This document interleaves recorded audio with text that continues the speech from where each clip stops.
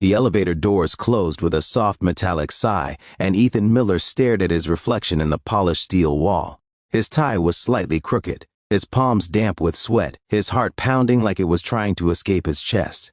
This interview mattered more than any exam he had ever taken, more than any rent payment he had ever scraped together, more than his pride. Today could change everything. After months of rejection emails, overdue bills, and quiet prayers whispered before sleep, this was his one real chance. A junior analyst position at Hawthorne Technologies, one of the most powerful companies in the country. If he got this job, he wouldn't just be surviving anymore. He'd finally be living. As the elevator descended, Ethan closed his eyes and thought of his mother, of how she used to say, "Character is what you do when no one's watching." She'd worked 2 jobs to raise him after his father passed, and even when life was cruel, she never let bitterness win. "Be kind," she would tell him, even when kindness cost her more than she could afford. She had been gone for 3 years now, but her voice still guided him, especially on days like this. The elevator chimed, the doors slid open, and Ethan stepped into the marble-floored lobby of Hawthorne Technologies. The place felt intimidatingly perfect. Glass walls, soft lighting, people in tailored suits walking with purpose. He adjusted his tie again and headed toward the reception desk, rehearsing answers in his head. Why do you want to work here? Where do you see yourself in 5 years? He had prepared for everything except what happened next. Near the massive glass doors, a little girl sat alone on the floor, her small shoulders shaking. She couldn't have been more than 7 or 8 years old. Her backpack lay open beside her, papers scattered like fallen leaves. People walked past her without slowing down, eyes glued to phones or fixed straight ahead. Ethan hesitated. He glanced at his watch. He had exactly 15 minutes before his interview. Someone else will help, he told himself. Security, reception, anyone. He took a step toward the desk, then stopped. The girl let out a small sob, the kind that wasn't loud enough to demand attention but heavy enough to break a heart.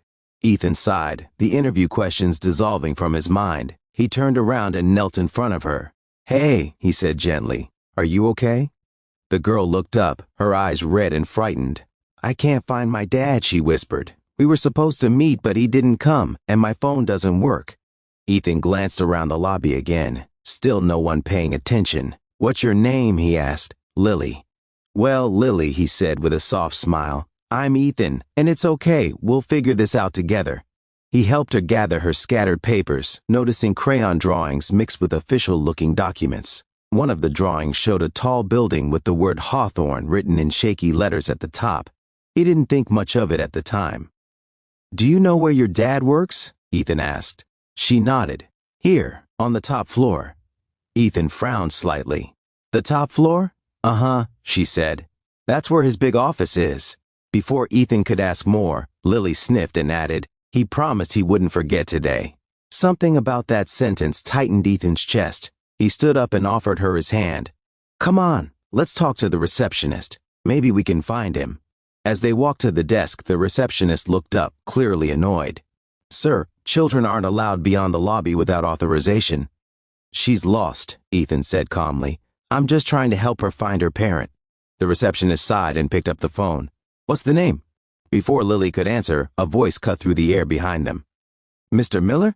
Ethan turned around to see a man in a dark suit holding a clipboard. "Yes? Your interview was scheduled for 10 minutes ago, the man said curtly. "The panel has limited time." Ethan's heart dropped. There was a situation. This girl is..." The man glanced at Lily and frowned. "You should have informed security. This interview was a test of punctuality as much as skill." "I understand," Ethan said, swallowing hard. "But she needed help." The man's expression hardened. "Please follow me. Now."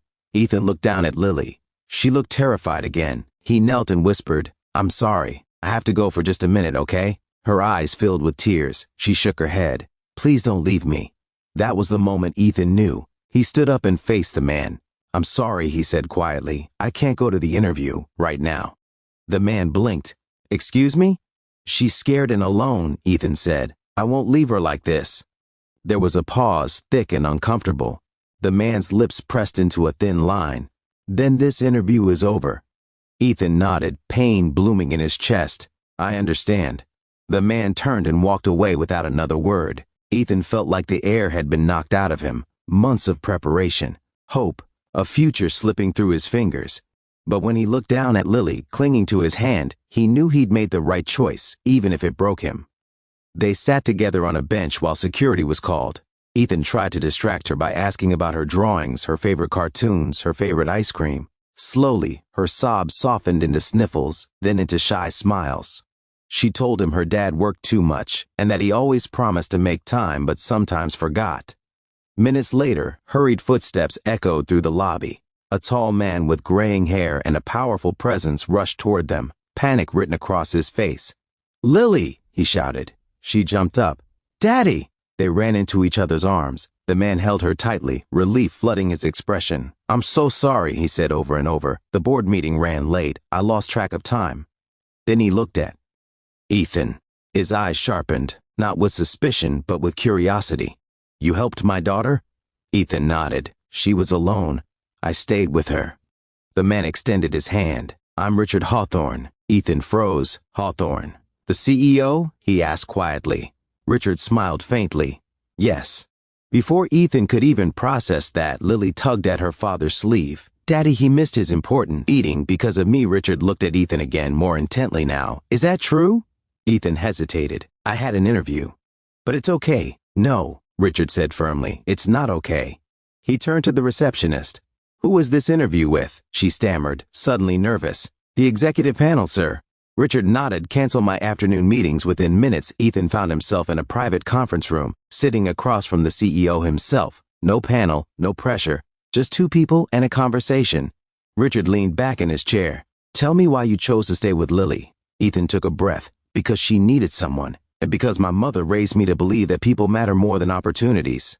Richard was silent for a long moment. Then he smiled. "That," he said, "is exactly the kind of person this company needs." Ethan was offered the job on the spot, but not just any job. A role working directly under Richard, with room to grow. But more than the position, more than the salary, what stayed with Ethan was what Richard said as they shook hands. "Skills can be taught," the CEO said. "Integrity cannot." Months later, Ethan often saw Lily in the office, waving at him with crayons in hand. And every time he did, he was reminded of the day he lost a job opportunity, only to gain something far greater. Because sometimes the door you think is closing is actually opening into a future you never imagined. And sometimes the smallest act of kindness can change not just one life, but many. And in a world that often rewards ambition over compassion, Ethan learned this truth: when you choose humanity, you never truly lose.